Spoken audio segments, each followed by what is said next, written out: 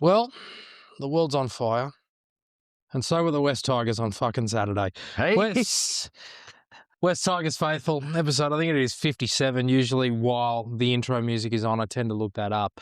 But we are here, as you can see, in the what hotel room is this? this is a Metro Aspire, Yeah. level 4. I won't say the room. It's probably a good idea. It's opposite a housing commission block with no curtains. I could see Channel 7 in about 4 different units. Channel 9 and a few and a bit of SBS. But I think this is the first time since we got absolutely ratshit drunk for our end of year Christmas party at the back end of 2024 Yep. that you and I have been in the same room and recorded. That was a fucked up evening. It was great. It is great to see you. And how are you? I'm good. I'm really good. We're at the tail end of one of the more action-packed weeks of my life. I think you could probably fairly say. I've been in Sydney since Saturday. Flew down on Saturday morning to go to the footy. You know, brought my quantum energy to Leichhardt Oval once more. Yeah, where I think it was like, I did the maths, I'm like 106 to 30 or something like that. And then, yeah, been in beautiful Sydney for work all week at the Accounting and Business Expo. And this is, what is it, the 5th podcast that I've done in the last 24 hours? 48 hours? Nah, because I did the one where I was also interviewed. Yeah. So this is the 5th podcast in the last, since yesterday morning that I've done. 3 episodes of PMID, my work podcast, Pinch Payments work podcast. And we're being assisted by Michaela, who is, who does the PMID production and all of the content for Pinch.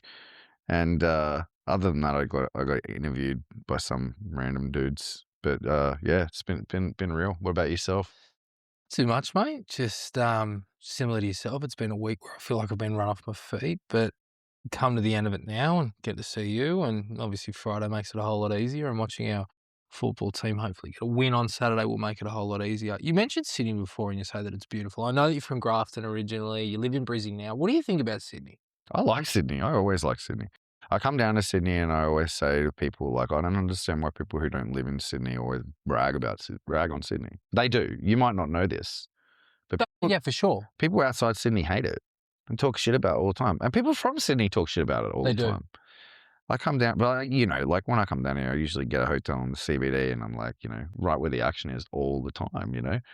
And the food, bro, like, I guess like the fact that I like Sydney so much is that all the evidence one requires that I'm a foodie. Because, man, the food down here, like, you can't, like, you couldn't take your shoe off and throw it without it landing on a restaurant, you know, and the embarrassment is just not the same. What's the best feed you've had this week? This week, best feed this week. Oh, the steak.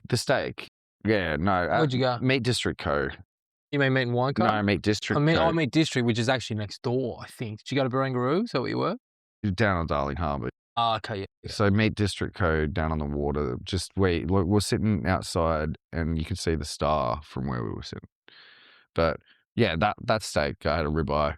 It was good. It was damn good steak. I remember, like, I took one bite of it and I said this out loud. I said, I've just had one bite of this steak and I'm already grieving its untimely demise, like, because I know it's going to be gone soon. It was good. So shout out to Meat District Co. But yeah, just went and ate at some, you know, in Chinatown there, and we had some dumplings and that was good. So yeah, mate, it's just all happening here. Solid, brother. Well, the Tigers dined out on the Cowboys, and we'll talk about that in a little bit. But in terms of news, I think the only thing that really comes to mind of this past week is the Bronson Xerri stuff, which was shut down inside 24 hours. It was the great Dave Riccio again, just dribbling out of his ass as usual, followed by the Tigers and most notably Benji Marshall shutting it down. Brent Reed mentioned something this morning on Triple M about Scott Drinkwater. Then that, you know, sort of went quiet because Benji denied it. It's a really weird one. Obviously, I think that, you know, they'll be looking at contingencies around Jareem. You know, should he go? And from our perspective, the situation hasn't changed in regards to the mail that I've given. But The Bronson Xerri thing, right? Obviously, we don't need Bronson. Bronson wants to play left centre. We have Taylor May there. Obviously, he's injured. We'll get to that. And Hiamasi Makasini, who I think is destined to be that guy long term, regardless of whether or not he goes to Rara, as per the conversation we had last week. I guess, what's your view on where we're at in terms of outside backs depth? Do we need to go into the market, given that it looks like we've got two centres that are made of glass? And where would you be shopping? Yeah, I think we talked about this. I don't know. I think we have good outside backs depth, which like right now, because you can see that regardless of the fact that we don't have Star, we're not going to have Taylor, we're still going to put out a pretty good side. You know, like a side that was capable of flogging the Cowboys. Looks like a top 8 side without them, to be honest. Don't know how much further down the depth chart we could get, but like losing your 2 starting centers and still being able to put out a good side is nothing to scoff at. I don't think. I'm about Skelton at center. It's a bit of an odd choice, but do we need to go to the market? I think so. I think we needed to go into the. I think we need to go on the market anyway. You know, I think we need another. I don't think Patrick Herbert is, you know, like somebody that we should be banking on, like performing the role to a degree where, you know, he's kind of next cab off the rank. I think we should be looking at, and we should have enough cap. Like we kind of, I guess we're in that situation now where we kind of just don't have to, you know, we haven't got too many gaps to fill anymore. Yeah. So we should be able to actually just go out and get somebody. Yeah, it's probably just that right centre position. And I think I'd mentioned it fleetingly a little while back. Like the club was certainly looking at it, but it's now at a point where if somebody else goes down, it really begins to get ugly. I understand that Stafford's due back next week against the Warriors. He'll be out in 2 weeks. Well, again, it just speaks to, you know, what we need to do. As you said, I don't think Herbert's the answer. If they could get Xerri in for 12 months, although, you know, it creates issues in terms of who plays where and somebody misses out. I guess Xerri asked for a release. So, as per Cameron Serraldo, Bronson had a groin complaint through the summer and they had a look at a couple of different options, one of which was moving Critter from the right to the left and then Anari Tuala, who is typically a winger by trade. Yeah, he is, yeah. Moving on into that right centre position. And they were apparently quite happy with what Anari produced through the preseason, but obviously Bronson was the incumbent in first grade. So they, you know, they listed with it up until Vegas. It was 1 week. Now, from what I could see, it was just obvious that Bronson was a little bit allergic to passing the footy and he didn't have his bearings. But this whole thing about wanting to play left centre, I find really interesting. Now, I understand he's a left-hand carry, right-hand fend. That's really important. And we've spoken about, you know, the mechanics of, you know, centre play and those sorts of things. But he played right centre for the Sharks when he first came into grade. So, you know, and the philosophy is that you should be able to play both sides well enough. And it's one of these things where it's like, well, bro, if you don't want to if you can't play left centre because the best centre in the world is playing there, don't you want to be playing first grade, you know, regardless, you know, even if it is at right centre? I mean, obviously, I know he's dropped. It's a weird situation, but I mean, look, if it derails the Bulldog season, I won't have the shits. Well, I mean, if he doesn't want to play right centre at the Dogs and we need a right centre, then he's not really an option, is he? And also, like, do we really want another prima donna? Well, that's the question. And obviously, like, the links were obvious with, you know, Desira being Benji's agent, he's Bronson's agent, but they've shut it down. So anyway, we move on from that. Obviously, you know, there's, you know, we spoke about last week in terms of the retention of some of those key players. One of those that came out of nowhere that we actually missed, and I had actually forgotten about it until right fucking now, is Adam Dewey extending on his extension for another 2 years. So he's basically banked a 4-year deal. Good on him. Which I think is amazing for Adam the person. But my own boy and I were talking on X, follow us on X if you aren't already, about the fact that maybe the club jumped the gun on it. And that Maybe was the club's what?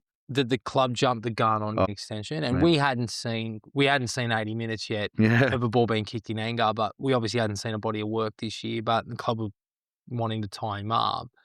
Where do you sit on all of that? Was it something that, you know, it looks like the club is beginning to consolidate a lot of these guys that they regard as the nucleus. You know, you've seen it with Twal now and AD and those sorts of guys. What are your thoughts on it? Oh, I mean, as long as he stays healthy, like he's such a valuable player. Like a healthy Adam Dewey can play any position, like literally could play any position on the field. Yeah, Like literally, like I mean, 13 is a middle, so like you could stick him in the back row at a pinch. Like there's no one like he'd be the most. He would be the like best utility player in the NRL, I reckon.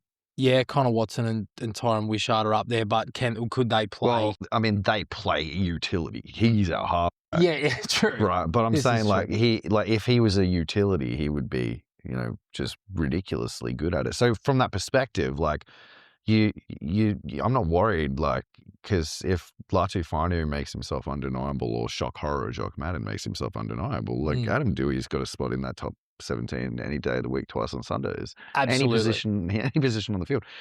Adam Dewey, like I've always thought, just digress a second, like I reckon Adam Dewey would have been an amazing winger if he just played wing his whole career. Just that traditional, like big, tall, rangy, goal-kicking winger. South's tried that. South's tried that, but I think the Wayne Bennett actually apologised to him and said, "No, I completely messed that up. You're not a winger." Oh, really? Yeah, he's a really... But he was young. For sure, and he was a lot quicker, and he was a bit lighter, and obviously didn't have the injury history. I mean, I don't think he's lost too much speed. I mean, he's never been quick to begin with. But look, I think it's more just, again, just getting that core nucleus signed up and assigning positions later. You're hearing this talk about Samuela, Hiamasi, obviously Jerome goes without saying, Jerome with the clauses, etc. Sione's obviously been redone as well, Alex Twal. So, they're obviously very, very keen to lock him up. Maybe it's just, look, let's just make sure you're in the building for the foreseeable future. It'll take him until he's 31. I don't think Adam Dewey would have anticipated that he would have had a 4-year deal. He's done well a few years back. So, yeah, I agree with you. I think it'll be inevitable that he does move to 13. But the good thing is that, a guy that is a Balmain junior, although he did sort of fall by the wayside, he did come home and he's going to stay home, hopefully, for the rest of his career. Yeah, I'm happy. And I think, you watch the form.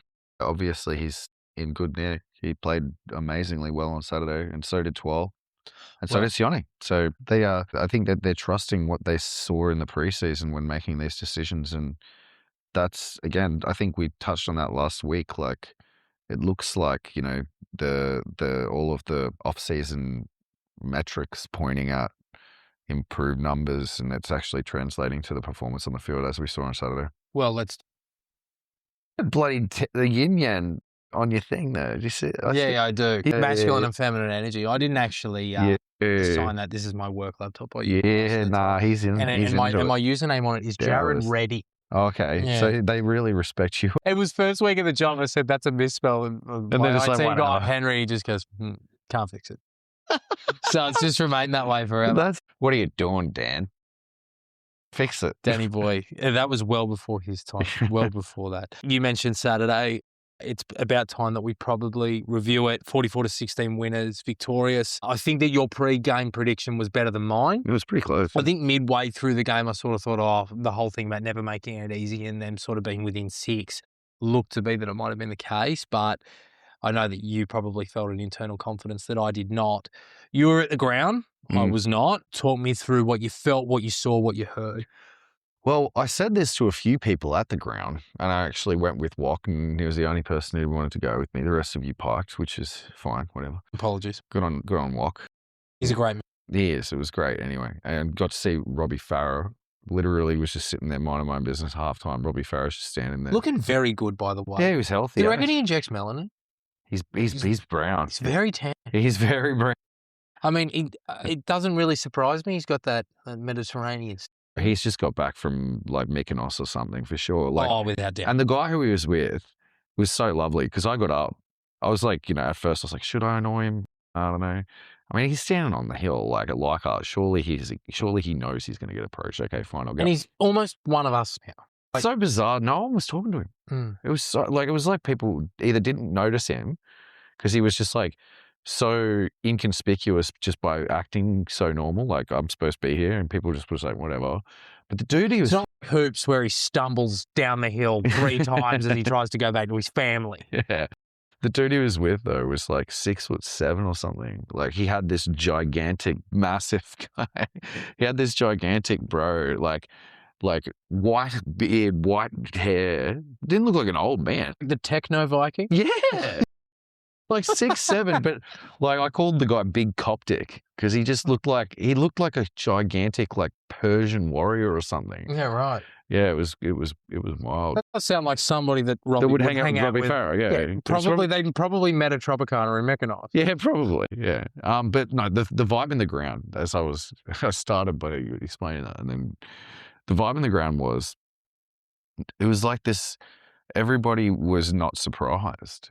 It was like this sense of inevitability. Like, last time that I went to Leichhardt and we flogged the Cowboys, everyone was delirious. Like, it was just a delirium from like the start of the game to the end of it. Because, bro, that game was a fever dream. It was a fever dream, yeah. And that's kind of my point. Like, this was different. This was very different. Like, and it was the energy in the stadium of the fans, which came from somewhere. But like, we came out and you could see from the first set that we had them physically from the first set. And I know they got the first points with that goal. What a terrible decision that was, by the way, taking the penalty goal to like start the game off. Because they had just got the momentum after surviving 7 minutes of like, well, Luke should have scored. Yeah, they survived 7 minutes of onslaught, and like we were like all over them. They just got the momentum back, kick a goal, and then bang, in we go. Like, and they never got a look in after that. We got ended up 28-2 ahead at one point. Yeah. So yeah, like you could just tell from the kickoff, and it was like, I guess the energy at first was like, maybe slightly like nervous, kind of like, am I seeing this kind of vibe? Like, but then it was like, no, this is actually real. We're just all over him. And then in saying that, like in the second half, when they got back to 16, you could get this sense, like this like dread feeling. The amount of people that would have been in the ground last year, myself included, where, we lost that game. And it did have that eerily quiet feeling again. It went quiet. But there was enough done, particularly around Adam Dewey getting out of the in-goal and then us scoring. That was so huge from Dewey. Yeah.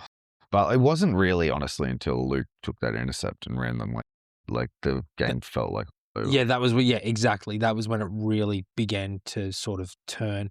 Line speed, I thought, came and went. I thought at the beginning there was a really, really strong sense of, wanting to get up in their they were face. hurting them. And they were, and their contact is clearly improved, which I think has to do with a lot of, fitness and, getting up off your line and being so physical. And our forwards wound up like Terrell May, I reckon he ran like that the first month of the season, and then obviously he was just trying to save energy to get through the games. He looked like how he did at the Chalk. Jeez, he looked good. Yeah. He was so, and like you do a 3-2-1, he wasn't even in it. No, but he played 55 minutes. He was so good. Twally was so good.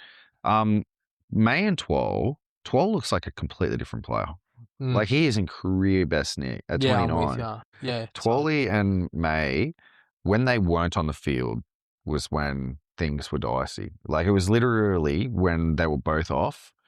That's when the Cowboys had, it wasn't like the Cowboys were flogging us during those moments. It was just like that was when the game was even. While May and Twal were on the field, the Cowboys were not in the game, not at all. Yeah, there was not one point in the game when both of them were on the field that the Cowboys were in it. Which speaks to obviously the fact that Marshall's got to get that right, that rotation. Obviously, Bunty Afoa, weird one. He's not named. Yeah. He's not named in State Cup this week, but he's on the extended bench. Oh, maybe they will bring him in. Jerseys 2021-22, so maybe be in there. Maybe he's a guy that holds the fort. I thought Royce Hunt looked a man reborn. He was good. But obviously, not good defensively compared to May and 12, but yeah, that's the difference. Yeah. It's the movements and the contact and the ability to hit and stick. And Royce is more the guy that comes out of the line and tries to force the error. He did that. Oh yeah, he did. Yeah. But then he also got done for a penalty. Yeah, he absolutely shot out of the line with about 10 before half time. But yeah, I think that May, 12, Finu, and Kai Pierce-Paul, holy moly, that is a pack, man. Yeah. Yeah. It is a pack. Well, the one to talk about for mine that I don't think he's getting the plaudits is our captain. Oh, Lua. No, Happy Coruscant. Oh, Happy, he definitely was our best player in the first 23. I thought his workout acting half was second to none. It was the first time that you've really seen him do the subtle, deception work. Yeah, he looked good. And the timing was right. Surprise, surprise, off the back of good forward work. Yeah, but like a lot of the time, like you'll see, our 13 or our 7 or our 6 maybe take too many steps forward and sort of, not catch the ball on the run. Yeah. This time around, Appy was sort of around, like able to fuck with the markers at the ruck and then sort of get that ball away and create that time and space, which we've always spoken about for so long. It just hasn't really come through so quickly. Whereas this year, you can already, like, it's round 2 and you're already seeing it. But like on top of that, like his defensive work was so much better. Yeah, it was. He said it this week that he hasn't felt better after a round 2 game. And how old is he now? 48. Yeah. I thought he was unreal, and the error he forced on Marnie, like that's just sleight of hand. Like it wasn't being brutal. It was just like, oh well, you're gonna leave your arm unprotected. Did that twice too. Yeah, challenge it.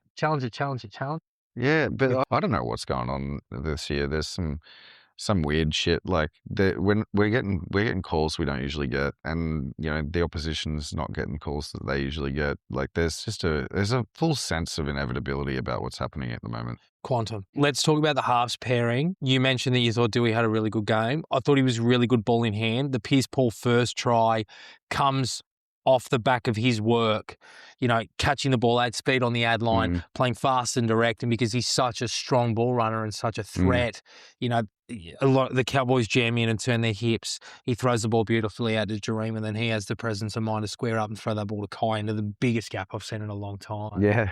But I thought, and obviously the try that he scored AD, like how the fuck did that happen? But just see who was holding on to him, right? Taumalola. It was Taumalola and the 11. Yeah, it was Lukey, was it Hill and Lukey? And then obviously Drink just didn't do anything. Scotty Drinkwater just stood there. Yeah, future West Tigers player Scott Drinkwater if you listen to Brent Reed. I wouldn't mind it. The thing for me with AD was that I wasn't particularly impressed with his kicking. I thought it could have been a bit higher and a bit deeper. I thought that he probably didn't find the grass as much as I would have liked. After seeing him in that second trial against Penrith really kick back across the ruck, I didn't see it. Yeah, also spoiled by the stupendous kicking game of Jock Madden, And Dewey, I'm not joking, like, Adam Dewey's never going to be as good a general kicker as Jock Madden. It's literally Jock Madden's skill. But, if he's a 7 out of 10 kicker and an 8 out of 10 carry and a 7 out of 10, passer, that's pretty solid. Like, he'd be, as good of a general as like somebody like Jock, but like he's certainly much, much, much more of a threat running. And I think that that's part of the structure, right? I think it's, his ability to create second phase or create opportunities like we saw for that first try to Kai, that are really important. I did think that like Jock was going to come on. I said that last week, but I also did say that I didn't think that it would happen if we were just like all over him. And we were, so still hold some, no, I wouldn't say hope, but I'm still a little skeptical. I still think that Jock Madden being named at 14 is a little bit of a There's a role to play, for sure. I'm just curious to see what happens. Obviously, Gerald got called in and did a fantastic job, but obviously, in a perfect world, what does that rotation look like? And I'm really curious to see it. Adam Dewey's partner in crime. He's got all the plaudits, and rightly so. And his work in terms of creating, so often you saw him at Penrith, particularly in his later years when he wasn't playing 7. Sometimes he'd go down dead ends or he'd hop around on the spot and, the footy wouldn't go anywhere. He looks so threatening and it's so good. But do we sit here now, and I know last year is last year and everybody's saying it, but you just look at him now and he just really is a genuine 6, isn't he? Like it's just, and the thing is now is that he's actually getting that quality ball. So often at Penrith, the ball went right or it went through the middle channel via Yo. Now, as we sort of predicted through the preseason, when he wants the ball, he gets it and he creates. Yeah, you're getting a one of the best 6s in the NRL playing 6. What do you think's going to happen? That's right. That's just how it is. Like we saw it last year. As soon as he switched to 6, he started turning the corner. And now he's had a full off season training at 6 again in the structure, and you see it. Like he is Jerome Luai. So for those out there that were writing him off, saying he was overrated at Penrith and he was never that good, and coming to the Tigers, evidence to, I think you're about to get made fools of. Shout outs, who. There's many of them. Back rowers, Samuela had some phenomenal moments, but also some moments where I looked at it and I went, oh, you'd want that back. There was a knock on in the first half and a couple of missed tackles, but just threatening with every touch. Kick chase was phenomenal and just poking his head through at all times. Like, I think that you'll see, and we'll talk about it, I think that there's points that Souths will leak between the tram lines. I think he's going to give Jamie Humphries all sorts of nightmares on the weekend. We are seeing the rise of such a brilliant player. And on the other side of the field, you've got an international that genuinely plays like one. And you can tell that they stripped his frame. He looks so explosive and so hungry. We barely saw the offload. Like, that try celebration, I was in raptures. Yeah, that was cool, man. Here we go. We've got another British back rower. Yeah, another good one. On the right edge too. On the right edge too, yeah. No, Sam Weller had like I said before, the starting props and the starting back rowers. I don't care. Like, I said this to a Tigers fan earlier in the week, and they're like, "Don't jinx it." And I'm like, it looks honestly like we have the best back row pair in the NRL. Look, like, what other NRL side has two gigantic, swarthy brown men that, like, nobody would want them running at him? Can do what those two can do. Sam Weller is so skilled. Like, I don't even think that we've even seen him close to his full bag. Like, he can kick. He can. Like, his short kicking game is good. He can get up under the high ball. Like, we haven't even touched the surface of Sam Weller, and Kai Pearce-Ball's very similar. It's like the Twin Towers, man. The only two that I would argue are better are Kikau and Preston, but I don't think that Preston possesses the same skill set as both. No, but he is a bloody good player. He is a phenomenal player. You are right. In terms of that attacking skill set. But I don't know, like, by the end of this year, if Kai Pearce-Ball and Sam Weller stay healthy and the Tigers do well, I reckon they'll be the best back row pair in the NRL. And if you then look at how good May and 12 are as a starting prop tandem, man, like, if this starting pack can stay healthy, like, they're up there. The way that they're playing, I look forward to the test when they run up against a good pack. Well, we've got the Warriors next week, and given how good we looked against what is typically a much better forward back than what they served up, we should really make light work of South through the middle, realistically. They showed signs of it last year early in the season, and then they fell away. I'm really curious to see how they get on with it. We've touched on the Cowboys' tries a little bit. It's probably just worth talking about. So it felt like the try was disappointing because it was man for man. It was just more that Luke didn't slide out. And then that second try, like, obviously the ball to Tom Chester off Scotty Drink was sus, but realistically, Luke has a good crack, or should have had a good crack at Tom Chester, like 1-to-1, was sitting there pretty square and didn't make that tackle. I thought Luke obviously had a mixed game, and he adjusted, it must be said, to take that intercept, and it takes balls to do after having a couple of tries scored down your air. Make no mistake. But obviously a little bit of warning signs. Campbell Graham in the rearview mirror, Jack Whiten in the rearview mirror, who I don't think are as quick as Tom Chester, but certainly a lot more physical. They're better. Yeah. I think Hiamasi did a really, really good job. He's not going to get the plaudits, and I think people expected him to explode. By the way, I told you to get on Luke Lalii, and I did 2 tries. Yeah. I think around Hiamasi, I'm not super worried. I think it looks like he's going to handle his assignment okay. It's just Luke getting used to when to slide off, when to rush in, and making tackles, because he missed 2 of those, and they were crucial. Yeah, he's small, and he's young, and he's inexperienced, and he will improve game by game. And I guess the other thing is that, to your point, he has that thing in him where he doesn't seem to fall into a heap.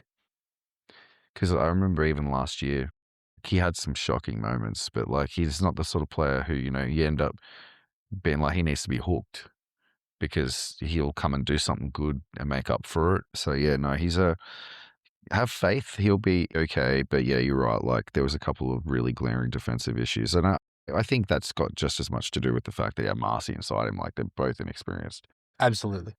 So, they're gonna have a lot of traffic coming at them this week. The South will stack them and go right after them. So they'll have to be on their game, but at the same time, completely unproven new right edge too that we've got defensively too. So we've got some issues there. Most certainly, and we're about to talk about that. So Saturday, 7:35 up in Gosford. Our team is as follows: Julian Buller at fullback, the wingers Sunia Turuva and Luke Laulii in name only. Benji Marshall said today that he's going to play Tito in the centres. Gerald Skelton and Hiamasi Makasini are the centres by name. I think Gerald's going to play on the right sting. The halves, Luai and Dewey. The starting pack remains unchanged. Terrell, Uppy, Fanua, Samuela, Kai, and Twali. So Luke's not going to play. No, Luke will play. Luke will be left sting. And then Gerald right. Sunia right centre. Yes. Oh, so they're just switching Sunia and Gerald.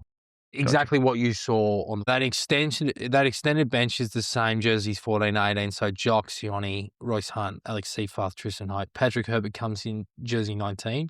Bunty Afoa appears in the reserves for the first time this year, as does Falatino Tabana, which makes me wonder whether or not he's on a development deal. Yeah, he must be. Cool. He can't be in the trainer trolley. He wouldn't be named. You are right. And Tony Sukkar rounds out jersey 22. The South Sydney Rabbitohs are unchanged.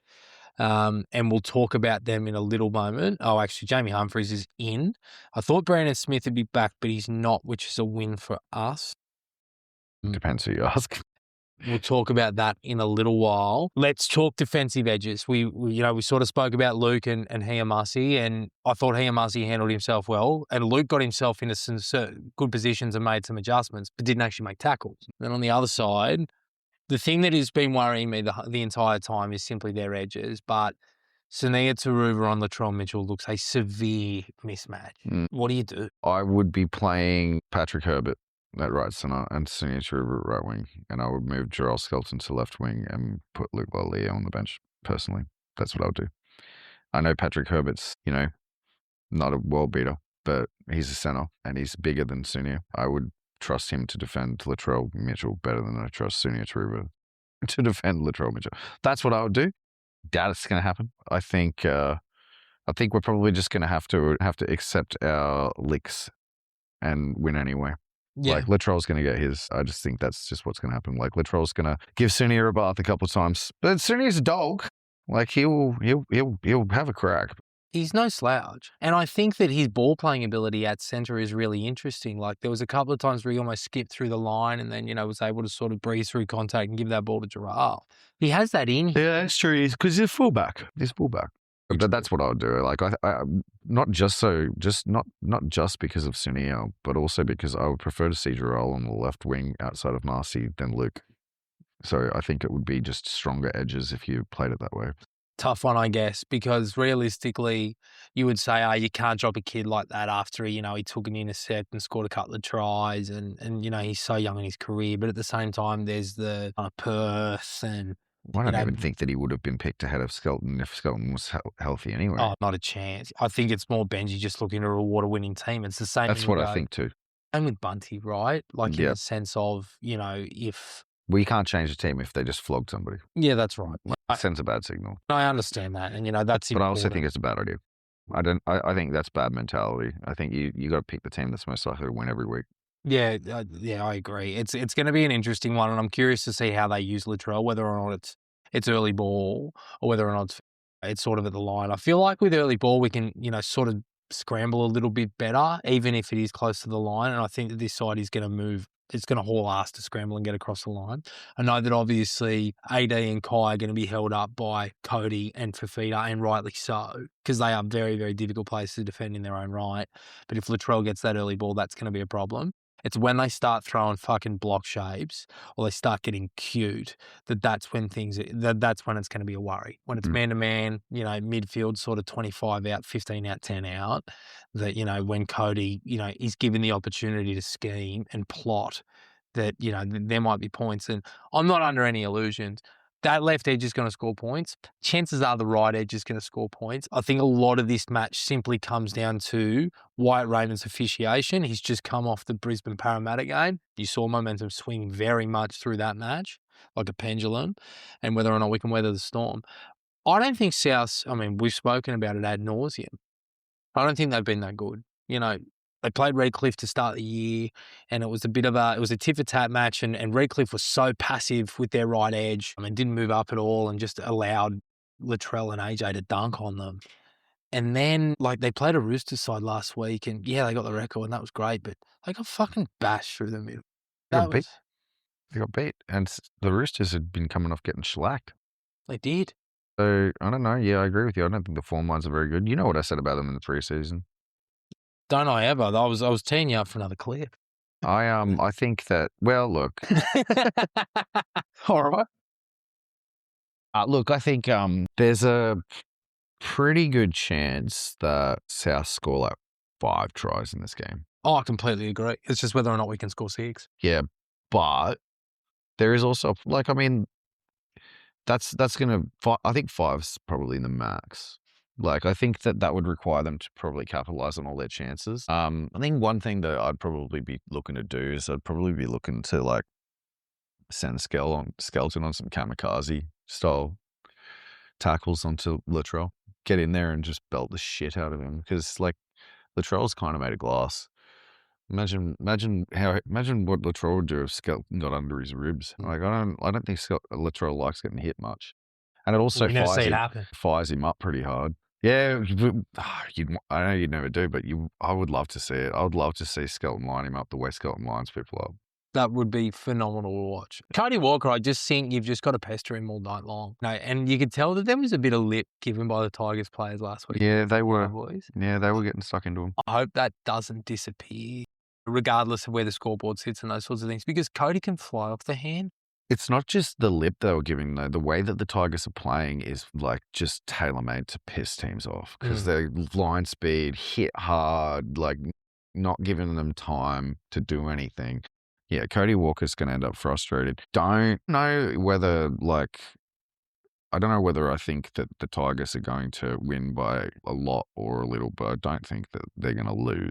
Like, I'd be very surprised if South beat us this week. Well, in regards to how we win, I think that their defensive edge down their right, I think Graham is phenomenal defensively, and I think Jack Whiten's pretty good too. And Talis Duncan's okay, but early cohesion with Jamie Humphries, first time they play together this year, you'd think there'd be some chinks and sort of, some holes in the road. I feel like there's points there to be scored around Jerome, and I think that he's the guy to take advantage of that. But even on the other side, you look at the try that Daly Cherry Evans scored to open the scoring in that match last week. David Fafita just asleep at the wheel missed his assignment. David Fafita. And Adam Dewey is a far better ball runner than Daly Cherry Evans from my perspective. In this current day and age, 10 years ago, different story, but I think that there's points there to be scored, and they're going to score points too. It's just making sure that we just deal with the momentum swings. They're probably going to score a few tries in a cluster. It's just making sure that, obviously the belief is there and when we're ready to, to take advantage when momentum swings our way. Is that fair to say? Yeah, and that was sort of what happened last week. Like, there were momentum swings, but when we had the momentum, we held it for longer. And I think that that's where the pack comes into it. Right, like if you have the momentum, it's your pack that keeps you in the game, keeps you, getting the 6 agains, because you're getting on the front foot. And Appy's so good at coming out of dummy half to like get those repeat sets. And as long as our pack stays on top, we'll win our fair share of games, and I think this will be one of them. And that's a big deal. Obviously, guys like Keon Koloamatangi and Cam Murray, I think are elite players in any pack. But I think, Tavita Totola hasn't been the same player that he was probably 3 or 4 years ago. Bronson Garlic, I think, is a reserve grader, respectfully.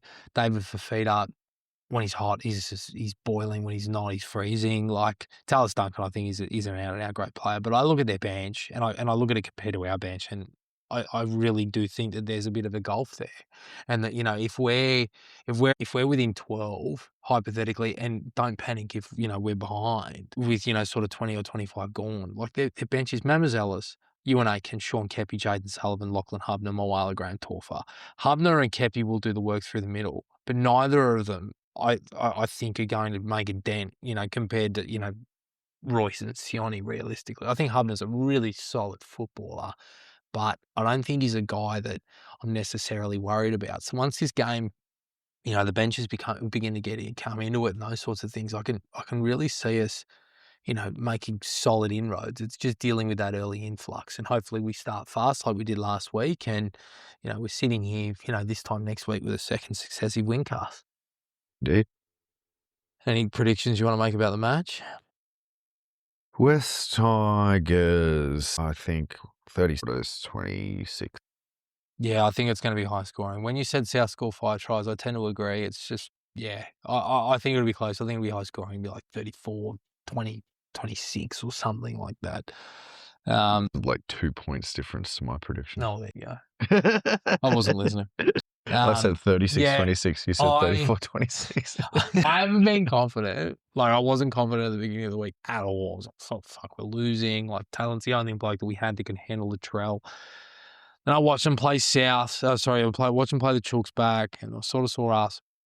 And don't get me wrong, Atkins gave us a strong hand. It's just, but at the same time, I'm choosing to believe that our defense is a little bit more disciplined.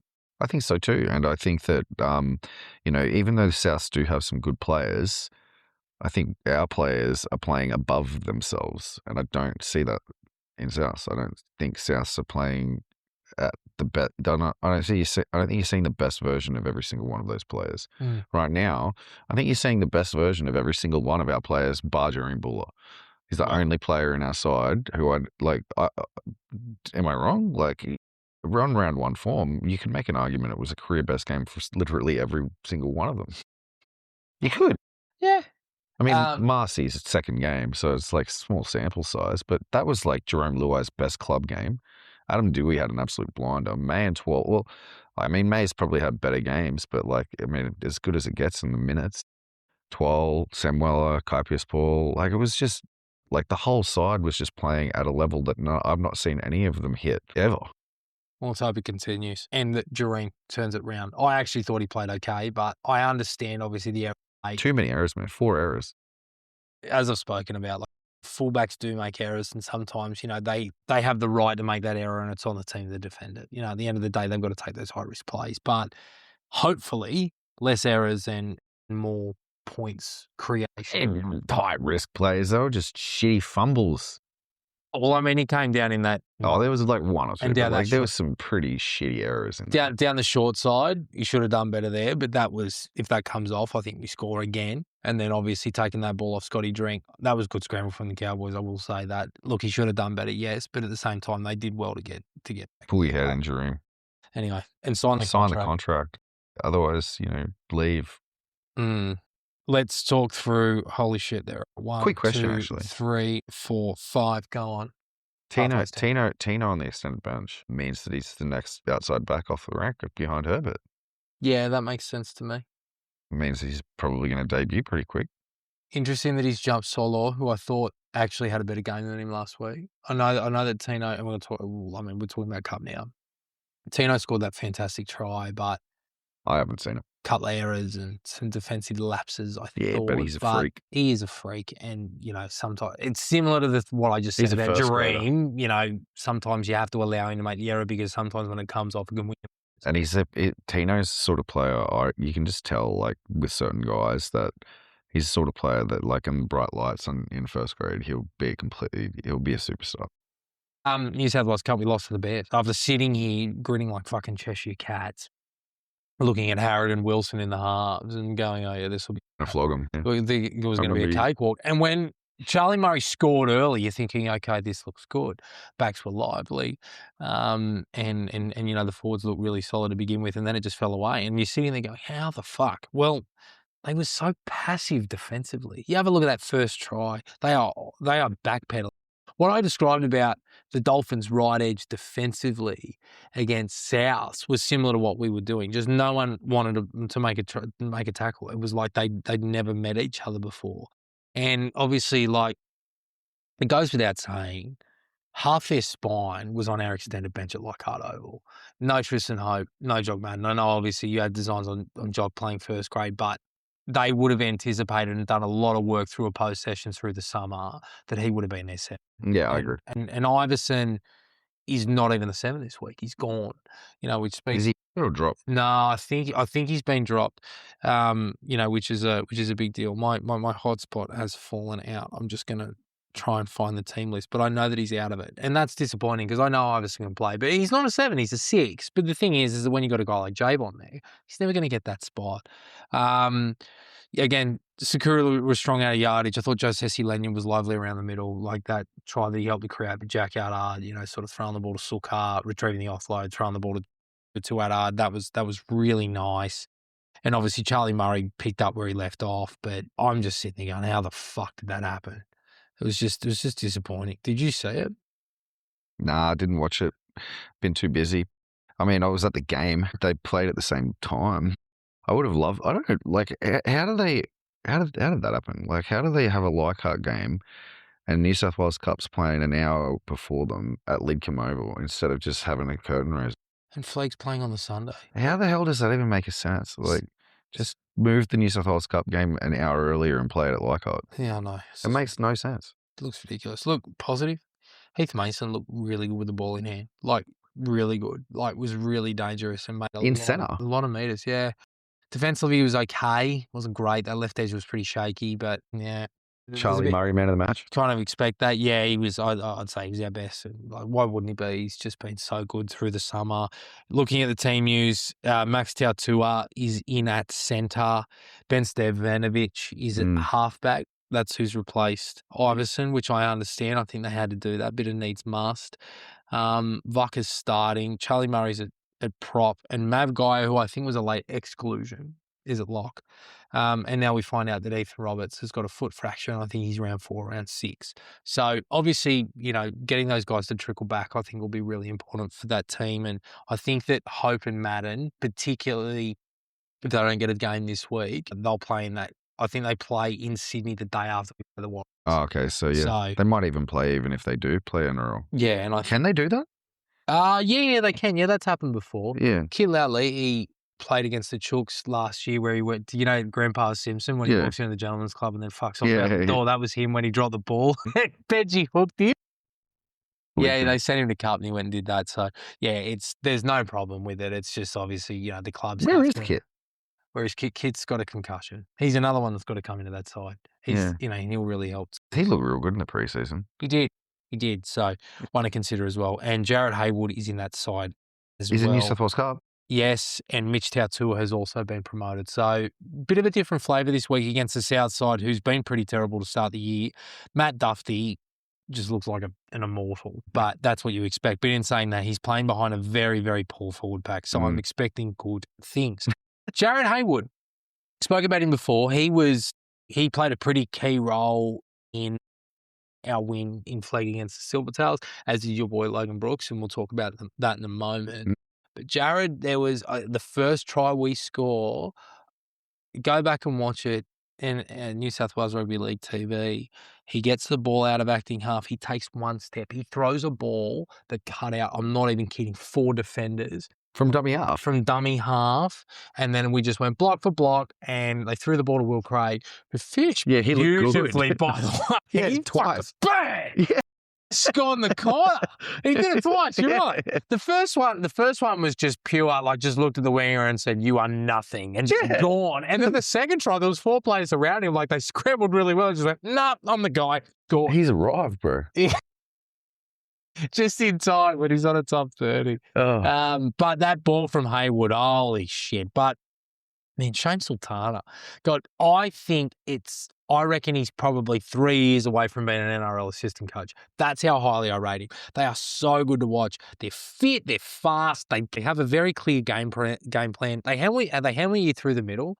I was like, obviously they played Fiji, right? And I get that. And they play Souths this week, who are a step up.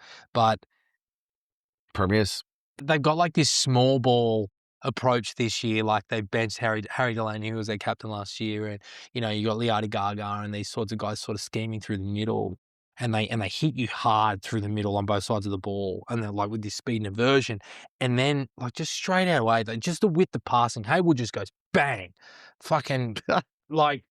Pritchard just goes bang. Like they just throw the ball wide, block. Brooks gets the ball. Sure enough, it's a foregone conclusion they scored. They are so good to watch. It was unreal. But it's crazy. Logan Brooks, fucking, 3 tries. I thought he was wonderful. Scored 3 tries. 2 of them were soft, but it speaks to his acceleration off the mark and his ability to beat a defender one-on-one, which he's always had. He's always had that. But that first try he scored was the best of the bunch. That was excellent. Guess who we're talking to next week? Oh, Logan. Okay. Great. Well, I'm gassing him up now. So maybe I won't. I'll go a bit easier on the superlatives now. I was just thinking to myself, like before, when you accidentally misspoke, and I thought you would like do an Asian accent.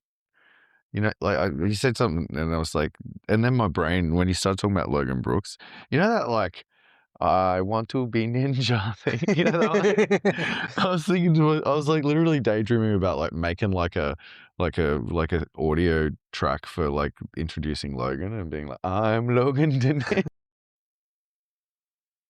Where's AJ? We need AJ to do that. That's unreal. That's why I was laughing to myself. I just went off in this like fantasy land where I was like, it's Miller time segment. Oh, and man. It was just Miller watch right up until the point he made his debut, and then he went back to reserve grade and played like shit. Yeah, and then now he's playing for Flegg at Para. He is. The last one of the Flegg plays, Heath Pritchard looked like a 5'8". That's good. He was mad, man. Like squared up really nicely, played deep into the line, and was instrumental in a couple of tries that we scored late. So, it feels like we've had him at the club forever. And well, he came through with Lachlan and Talon. Yeah, he was in the undefeated Mackie side, right? Yeah. He was a 6? And that's sort of 9. No, I think he was a 14. Oh, he was a 14. Oh, yeah, no, he wouldn't have been the 6. But yeah, he's always had raps. He has. Yeah, he's always had raps. So he's one that I was surprised didn't really have a sparkling sort of SG ball run. But hopefully he's finding his footing. Yeah, but I mean, I didn't see heaps. They went out of the Warriors at home after being up at halftime and fought well for their lead. You know, Isdale and Azzy leading from the front again. They'll be disappointed to lose after being ahead at halftime. And Balmain have nailed their starts. It's just their finishes, and it's been commonplace this year. It's just really disappointing. Blake Van Dree was back. He was really good.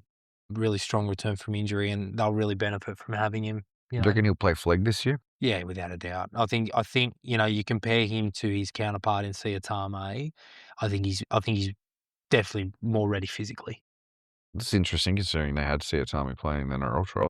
Yeah, I just think that Blake reminds. I think they'll both get a crack. You know, in different facets. And obviously Siatame's on a development deal next year. He's actually a higher priority than Blake, but. Yeah, I can see. I loved what Shane did last year when he got into the role, and he identified certain players, you know, in the lower grades. Obviously, the ones that he coached at Balmain, but also the ones at West, and they had a similar body shape to Blake, and I wouldn't be surprised to see him there. Speaking of those teams below them, Sheepball were fucking disappointing for West. Realistically, I said it through the week, and you know, Souths bullied Manly the week prior, and Onatoni was, you know, beat into a box, and you know, you're sitting there go, surely, and they didn't turn up. It's just all so premeditated at the moment. Like it's like last year all over again.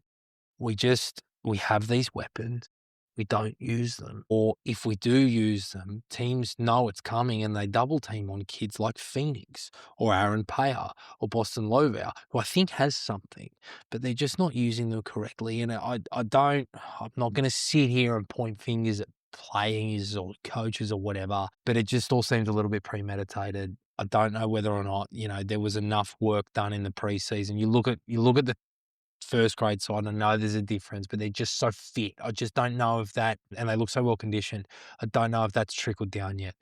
And that's disappointing. Phoenix, every time he touches the ball, he looks dangerous, but he's not getting the ball enough. And when he's getting the ball, sometimes, you know, people are already anticipating it. Aaron Payer scored an unreal individual try early in the game. Just go and have a look at it. Like, he just bounces out of like 5 tackles and scores. I've always thought he's had something, and it's great to see it translate to SG ball, and he's one that I'm really interested in. I think he'll end up a winger, but you know, I think he's had a really good campaign since coming into the side. And as I said, that Boston Lovell, I think he's got something, eh? Yeah, 120 kilos of dense frame. Yeah, but he's quick. Yeah, he's good fend as well. He reminds me of a less devastating but slightly quicker Solomon Salku. Yeah, bit of balance to worry about him. Yeah, that's a good comp. I'll talk about another frustrating team before I talk about a team that I'm actually really keen to speak about, and that's Matt's. Just frustrating again. I don't know what's going on there as well. I don't know whether or not it's a West Magpies thing. But again, you just look at it, it all looks a little bit premeditated, or structure fails in the moments where it should succeed. Just the lack of cohesion this far into the season. There are some amazing individuals. I think there are players there that have genuine first grade pedigree. Isaac Isdale, Kingston, and Zeph Finau. Isaac Searle has really impressed me these past couple of weeks in losing sides. Tarawi Golding Lions I've always been a fan of. These guys are guys that I think they have really, really strong pedigree, but just collectively as a team, it's just falling down. I feel like they should be so much higher on the ladder, and here we stand, and I don't think they're going to make finals. I think, I thought that the game against Illawarra would have been the game to kickstart it a little bit. And, when Monson went off, we finally saw a reaction, but just for whatever reason, they don't nail their starts. They end up chasing their fucking tails. They manage to claw it back, and then they fall away. And it's been a consistent motif throughout their entire season, and it's really disappointing. Manly just beat us with speed and tempo. Their halves were tall and physical and quick. They get the ball on the ad line 15 metres out and then breeze through us. They'd step inside A's inside shoulder and just score. It was just disappointing. But anyway, again, look, at the end of the day, winning comps in junior grades, and we're going to try and talk to Shannon or Bronson, at the end of junior grade season. And we'll talk about this. Realistically, if you can get 4 guns out of a team and grow them and develop them and or in our case, out of an age group, that's more of a success, obviously, than, winning junior grades and then no one doing fucking anything. Obviously, you look at, was it 03 that the Magpies won SG ball? The Liam Fulton, Bryce Gibbs team. Yeah, the Goyce. I think it was 03. Would have even been 02. That's the dream, right? It's definitely 03. Yeah, that you produce these kids that go on and play first grade and then win premierships. Yeah. So, and if they win comps down there, then that's great. But, obviously it's getting that balance right of winning games and understanding what it is to win games and how to win games and, team cohesion and stuff. And then also players' development. And I feel like, we've got one and a half out of those 3 at the moment. That's disappointing. Balmain, they won. And can't believe it. It's the first win of the season, isn't it? No, they beat Sunny Coast week 1. Okay. Tommy Arroyan, we've spoken about him a lot, and he was always going to be the supreme prospect of this team. He was fucking phenomenal, just out the back of shape. I thought Cesaro, the man with the name like the Roman general Marcus Cesaro, did some really good work just freeing him up, identified the player he wanted to get to so that way he could create space for Tommy on his outside, played nice and direct there and squared up with his hips before, hitting the, sort of getting the ball away. And Tommy did the rest, scored a couple of tries, and his goals were the difference. And that's a really important skill to have coming through. I think he's got some serious, serious talent, Tommy, and I think he's somebody that is going to progress through the grades. I wouldn't be surprised if you see him lighting up flag like Logan within a few years. I think he's got that level of talent. Sione Meyer, he continues to impress me. I thought he had a good week last week. I thought he backed it up again. And the forward pack, they did what they had to. Obviously, defensively, there was a couple of moments, particularly at the ruck, that they wouldn't want it back that led to points, but they won. And realistically, that's all that fucking matters. Absolutely. Anywho, I feel like I've been monologuing for a second. Is there anything? I just haven't had time to watch bloody junior games, so there's just not much point me talking about it. Do you reckon we're at a point where we should be just playing West Tigers all through the grades instead of this split shit? It's a tough one, isn't it? Because obviously, it allows you to have 2 full squads. To what end?